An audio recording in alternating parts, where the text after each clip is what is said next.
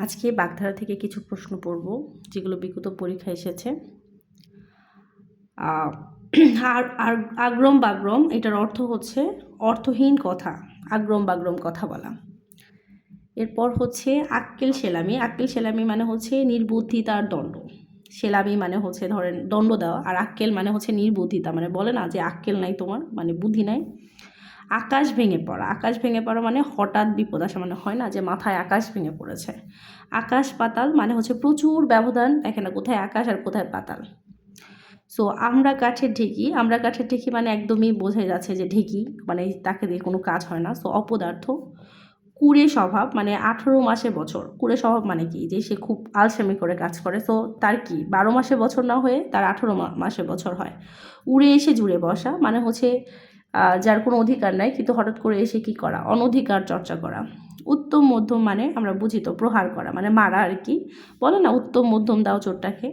কোন বাগধারাটি ভিন্নার্থক অর্থ প্রকাশ করে, যেমন হচ্ছে উত্তম মধ্যম। আর এখানে বাকিগুলো একটু দেখে নেই। আদায় কাজ কলায় মানে শত্রু ভাবাপন্ন। গহীনকল মানে শত্রু ভাবাপন্ন। সাপে নেউলো মানে হচ্ছে শত্রু ভাবাপন্ন। উত্তম মধ্যম মানে হচ্ছে প্রহার করা। উড়নচণ্ডী বাগধারাটির অর্থ হচ্ছে উচ্ছৃঙ্খলও হতে পারে, আবার অমিতব্যয়ী হতে পারে, দুইটাই হতে পারে। অমিতব্যয়ী উড়নচণ্ডী। উলবনে মুক্ত ছড়ানো মানে হচ্ছে যে অপাত্রে সম্প্রদান করা, অপাত্রে সম্প্রদান।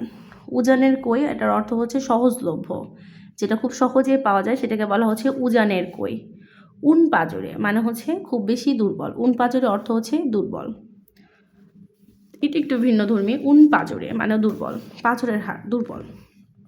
এক চোখা এর সঠিক অর্থ হচ্ছে পক্ষপাত দুষ্ট। এক চোখা মানে হচ্ছে পক্ষপাত দুষ্ট। ইঁদুর কপালে মানে হচ্ছে মানে মন্দভাগ্য। উন পাজরে সমার্থক বা উন পাজরে বা ইঁদুর ভাজো মানে দুর্বল। আর হচ্ছে 18 আনা মানে হচ্ছে বাড়াবাড়ি করা। 18 আনা। আতে খা মানে হচ্ছে মনে কষ্ট দেওয়া। উলু খাগড়া মানে হচ্ছে গুরুত্বহীন লোক।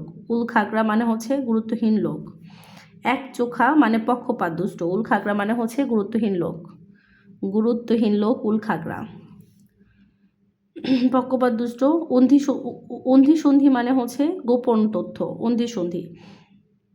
দেখুন একটু রেড কালারগুলো যেগুলো মার্ক করা আছে সেগুলো মনে হচ্ছে একটু ডিফারেন্ট টাইপের, জন্য রেড মার্ক করা আছে। অন্ধি সন্ধি মানে হচ্ছে গোপন তথ্য।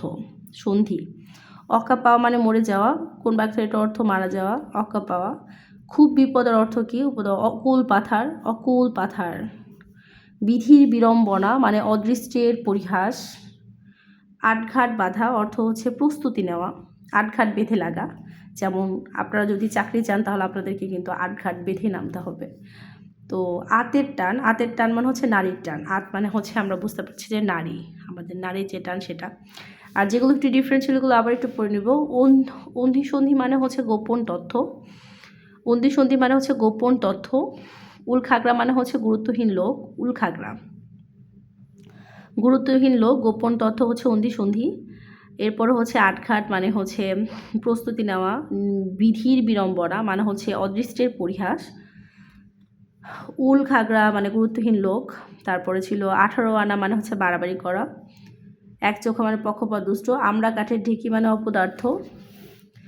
উড়ে এসে জুড়ে বসা অনধিকার। আকাশ পাতাল ব্যাপক ব্যবধান আর কি। আক্কেল সেলামি অর্থ হচ্ছে নির্বুদ্ধিতার